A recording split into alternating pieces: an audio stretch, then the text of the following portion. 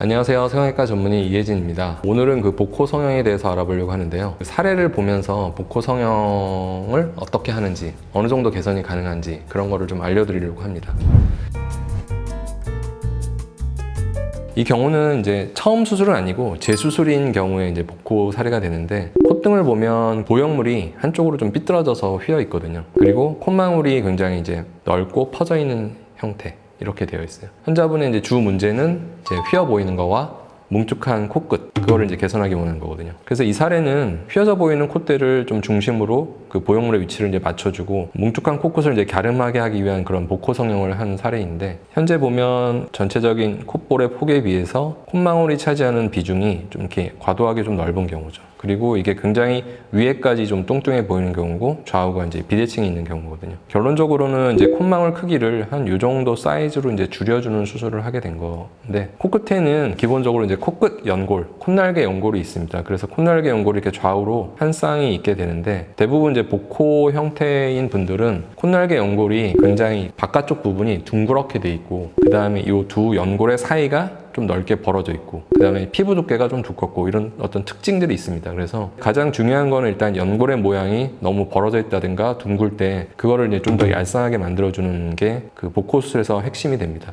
그래서 이런 경우는 이 바깥쪽에 이렇게 넓게 둥그렇게 보이는 부분을 줄여주기 위해서 연골이 이제 불룩한 면을 오목하게 이제 들어가게 만드는 거죠. 그러면 이제 이 부분이 좀 이렇게 얄쌍하게 변하게 되고, 실질적으로 이제 정면에서 봤을 때 느껴지는 코끝의 위치는 이렇게 넓게 보이는 게 아니라 좀 더 이렇게 좁아진 영역으로 줄어들게 됩니다. 물론 이제 이런 경우는 보형물도 휘어 있으면서 이렇게 넓게 들어가 있기 때문에 보형물 위치를 이제 가운데로 이렇게 맞춰주고, 보형물의 형태도 주변이 좀 이렇게 슬림하게 보이게 함으로써 코를 더 얄쌍하게 보이는 효과를 좋게 만들 수가 있습니다. 이런 경우는 물론 이제 흉 조직이 좀 많은 타입이었기 때문에 이렇게 연골을 이제 갸름하게 만드는 수술을 하고, 부가적으로 흉 조직을 일부 좀 제거해서 그 연골의 형태가 얄쌍하게 보이는 모습이 좀 더 잘 보여줄 수 있도록 하는 그런 수술을 동반한 경우인데, 처음 수술일 경우에는 흉 조직이 없으니까 두꺼운 피부를 갖고 있는 분이라면 흉 조직이 아닌 지방 조직 같은 거를 일부 제거할 수 있습니다. 그렇지만 이제 많은 분들이 복코에서 그런 지방 조직을 많이 뺄 수 있다라고 생각하는 경우가 많은데, 실제로는 그 제거할 수 있는 지방량은 그렇게 많지 않기 때문에 실제 복코의 핵심은 그런 조직 제거보다는 연골 모양을 보기 좋게 바꾸는 거라고 보시면 되겠고, 그 과정에서 물론 이제 아주 낮은 코를 갖고 있는 분이라면 코끝을 높이는 게 복코 해결에 굉장히 좋은 방법이 되거든요. 그래서 낮은 코를 이제 높이면서 연골을 모으게 되면 훨씬 그 복코 수술의 그 효과가 커지게 됩니다.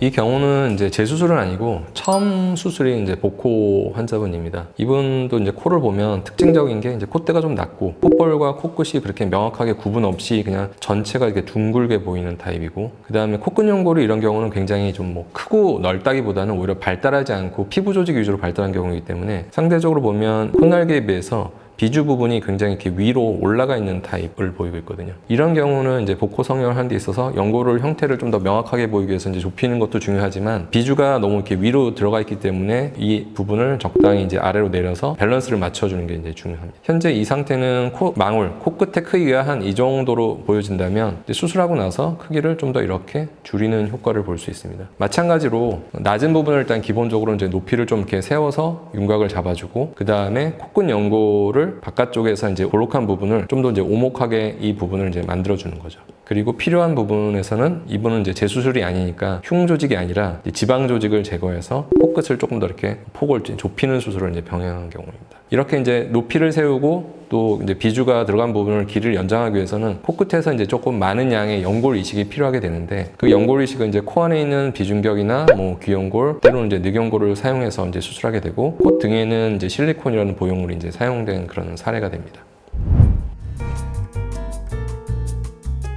복코는 이제 보통 이제 코끝 문제를 말하긴 하는데, 콧대가 낮으면 이제 콧대를 높이는 융비술, 아니면 이제 뼈가 넓으면 절골을 통해서 뼈를 좀 더 슬림하게 하는 거, 콧볼이 넓다면 이제 콧볼 축소, 이런 거를 이제 병행해서 할 수 있고, 대부분 사실 그런 조건을 같이 갖고 있는 분들도 많이 있거든요. 그러면 이제 그걸 동반하면 효과가 훨씬 커지죠. 특히 이제 정면에서 봤을 때는 조금 더 외곽부터 중심부까지 좁아지는 효과가 있으니까.